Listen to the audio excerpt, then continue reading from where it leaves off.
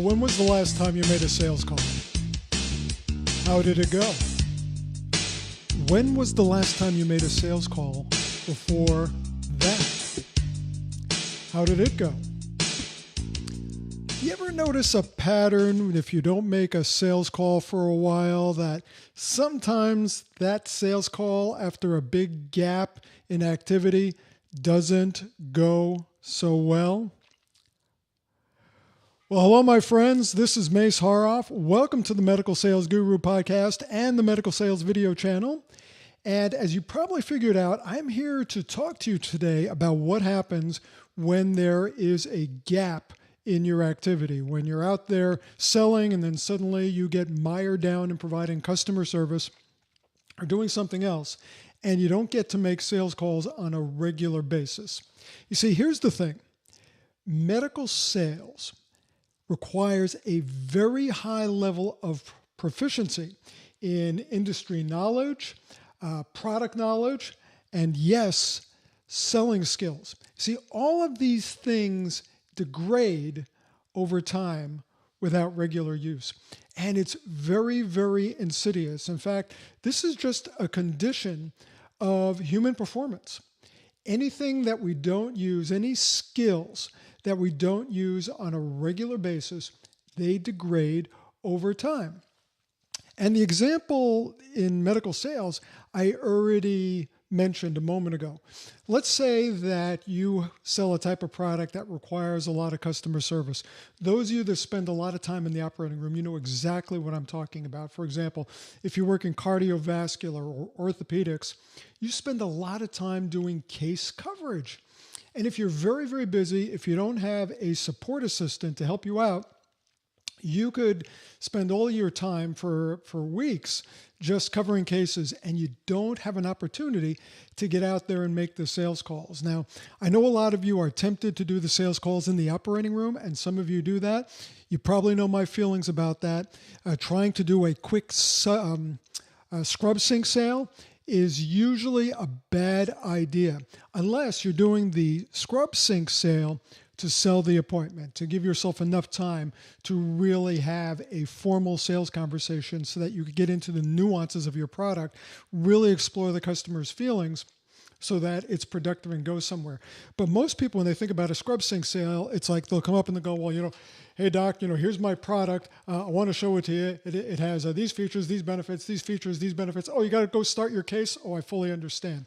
And what they've done is given the doctor enough of a chance to have a very basic overview of their product, which is usually enough to do what? To say no. So what I'm talking about, getting back to the main subject, is that if you go periods of time without making a sales call, your selling skills are going to degrade. So what happens? Reps finally have an opportunity to make a sales call. They're not busy covering cases or whatever it is. They haven't made one in weeks. And there is this feeling, this belief, hey, I know my product really well. I know the industry really well, and I'm good. I mean, I can think on my feet. I could go out there and just dazzle any doctor, nurse, healthcare professional I get in front of. Not a problem for me because I'm a pro. Here's the problem. Pros have performance issues if they don't practice those skills for a while. So let's say you have you go out and make that sales call. You haven't done it in a while. Did you ever notice that you might stutter and stammer, or you're not quite as fast or as smooth, or you don't know the right questions to ask? You don't handle objections as well? Or maybe you've experienced this situation. You've been focused on one product for a very long time, and suddenly you find out that there's a customer who's interested in one of your other products, but you haven't sold this product in a while. But that's okay. You knew the product because you sold it regularly a long time ago. So you go out, you get in front of the customer, and you're trying to recall things. And the mind is just a little bit slower because it's not as fresh as the current product that you've been selling on a regular basis. And lo and behold, what happens is that the sales call doesn't go as well as it could have gone. And this is a real problem because, again, this is just a characteristic of being human. Now, if you don't believe me, let me give you an example outside of healthcare. outside of medical sales. I'm going to give you an example that I love because it's near and dear to my heart. It comes from the world of aviation. Now, in aviation, or you might not know this, but pilots, airline pilots, they fly all the time, but they still have to demonstrate a level of proficiency on a regular basis. And it's not only that they're extremely proficient in flying one type of aircraft, but if they get into another type of aircraft, it's a whole different ballgame. Even if the aircraft that they're getting into is a much less complex one than the one they're used to flying. And I'm going to give you an example from my own life. A couple of years ago, one of my neighbors, a professional airline pilot, flew 737s several times a week all over the country, the Caribbean, the Bahamas, Canada, Central America, a very proficient, long-time airline captain with a major airline. He bought a new personal airplane, a very, very simple single-engine airplane. And here's what happened. He bought the airplane, and just like a lot of professional pilots, who are used to flying very complex jets, he had no fears or no concerns about flying this very, very simple airplane. But here's what happened.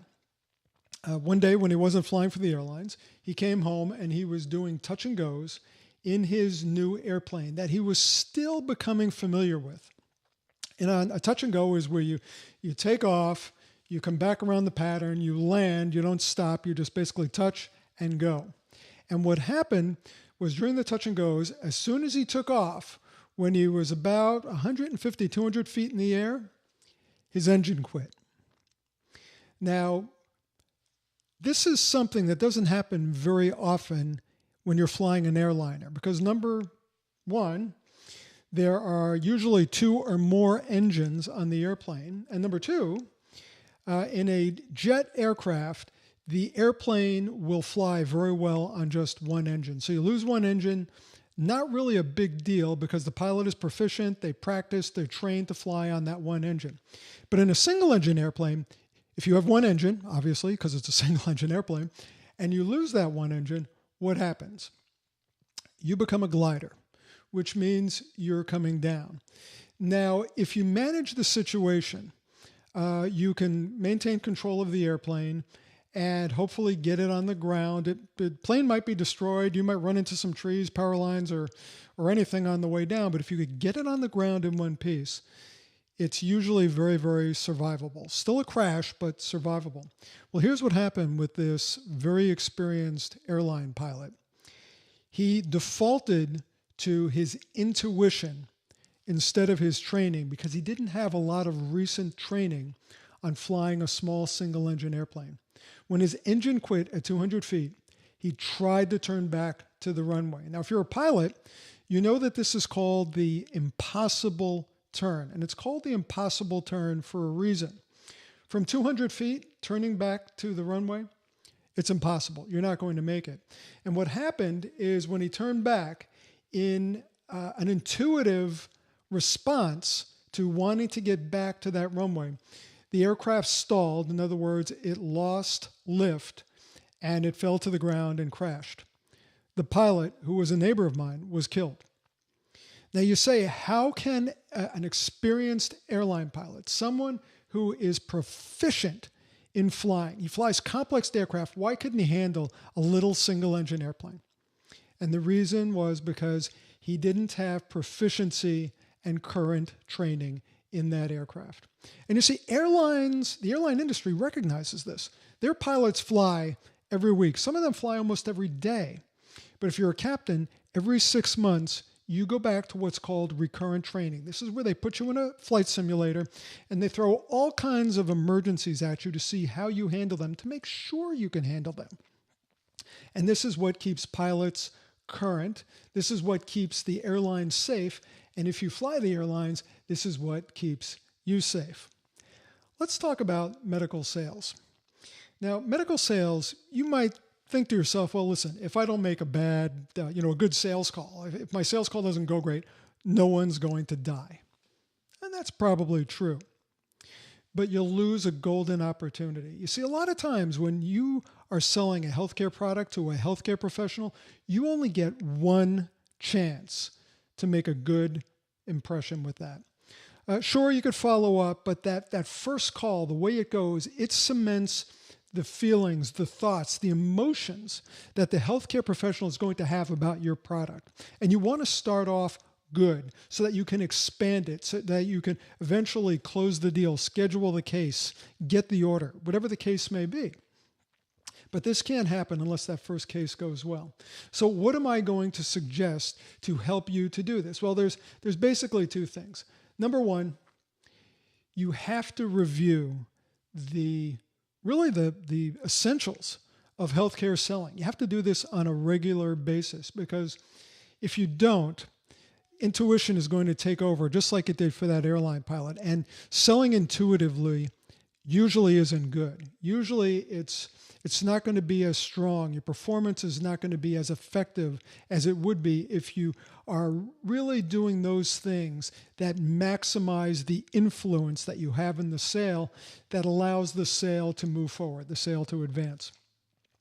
So you have to familiarize yourself with these concepts, because when you do it, you're going to find yourself saying, oh yeah, right, wow, I forgot about that. Very important. I need to remember to do that. The other thing, and this is critical, that you need to do, you need to practice. And a lot of people don't do this. Here's something I want you to do. I want you to, right now, if you're driving, I want you to go and deliver a sales presentation to yourself on one of the products you haven't sold in several weeks, maybe one you haven't sold in several months. Start selling the product. See how it goes. Do it a second time. Do it a third time. Do it as many times as you have time for and as you feel like doing. I know this gets boring, it gets tedious, but what you're going to find is each time you practice that sales presentation, it's going to get better. You're going to be smoother. You're going to remember to incorporate elements that you didn't incorporate the first time out. And as a result of this, you're going to have a more powerful, more compelling sales presentation. Practice is important. Do you want to take it up to an even higher level? Practice with one of your colleagues, with one of your sales associates. Do role play. Now, here's the thing. I get it. Medical reps hate role play. I facilitate role play for a living. That's really what I do. I put people in role play situations that they dread. They hate it, because I do it in front of all of their colleagues at a national sales meeting or at a training event. They hate it before they do it. But what they find is the first time they do it, it's pretty rough. The first time they do it, they find out where their deficiencies are. The second time they do it, it goes better. The third time they do it, they're performing usually at a competent level. And the fourth time, they are performing better than they ever have before. And the thing is, at that point, what they say is, hey, why don't we do more role play? This is what matters. Now, I'm not telling you to go to a national sales meeting or to wait till you go to a national sales meeting. You could get together with one of your other salespeople or your manager, or even someone who has an understanding of your product. Could be a spouse or a friend or even a child. And ask them to be the customer. Go through the role play situation. You're going to become that much better. You're going to become more proficient instead of going out there and thinking you could wing it because you have great skills. Let me tell you, as a pilot, when I don't fly for a while, I still think I'm pretty hot stuff until I get in the airplane and I have to shoot a difficult approach or there's a strong crosswind and it's not going real well. Now, knock on wood, in over 2,700 hours of flying, I've never bent an airplane. But I could tell you that when you practice and you rehearse those skills, it just goes so much easier. And here's the other thing. You have a much, much higher level of confidence, which is so, so important. Now, here's my biggest fear with going through all of this with you. You might be saying, this all makes sense, Mace, but, the reality is, it doesn't work. And over the long time, it doesn't work. Zig Ziglar used to say, taking a bath doesn't last, but you still should take one pretty regularly. You could say the same thing about diets. A lot of times people say, well, diets don't work. That's true. Why don't diets work? Because people, after they go on a diet and they lose the weight, what do? They revert back to their old habits and they gain the weight back on. Usually they gain more. The answer would be not to go on a diet for a temporary period of time, but to change the way you eat permanently, because then you lose the weight and the weight stays off. It's a total different outcome. I want you to think about your territory the same way. If you get into the habit of becoming proficient and maintaining proficiency, then it's going to be like changing the way you eat forever. You won't put the weight back on. You won't find a degrade or a degradation in performance. It works. And finally, reviewing and staying current on what's happening in your industry is important. Spend the time online. Use Google Alerts. Make sure you understand your industry, the specialty, and the healthcare professionals to which you sell to. And if you want to focus on medical selling skills, which, trust me, will give you a huge advantage over your competitors, because probably like you, they're not spending a lot of time focusing on these skills. I invite you to do that. Check out Medical Sales Academy at medicalsalesacademy.com.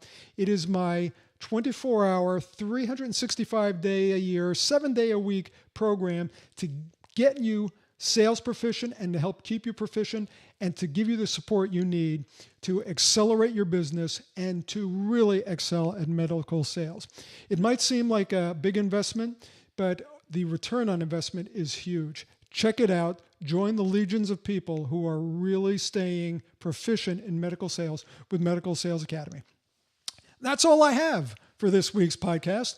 Thank you for joining me, because the fact that you were here shows that you want to be proficient, you want to be good, you want to make a difference, and you want to sell more. And that's a good thing. As you move forward in your medical sales career, don't forget that whatever you do, nothing is more important than the patient. The patient, my friends, always comes first. You are very blessed to have a career where you get to make a difference. Why are you still here? Get out there and make some sales calls so you can make a difference. For the Medical Sales Guru Podcast and the Medical Sales Channel, this is Mace Haro. I'll talk to you again soon. Bye for now.